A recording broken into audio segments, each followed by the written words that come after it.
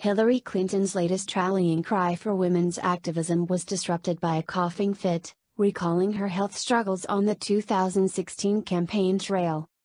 Clinton spoke for about 8 minutes on Wednesday for a live stream video to the 2018 Makers Conference, urging women to continue fighting to keep sexism out of politics. After complaining about an all-out assault on core values of democracy, Clinton promised to soldier on. "I pledge to continue to speak out, I pledge to never give up," Clinton vows in the video before coughing. Reaching for a glass of water, Clinton stares at the camera as she gulps the drink and tells the audience that she will do everything I can to keep my voice and advance the rights and opportunities of women. Thanks for watching, guys.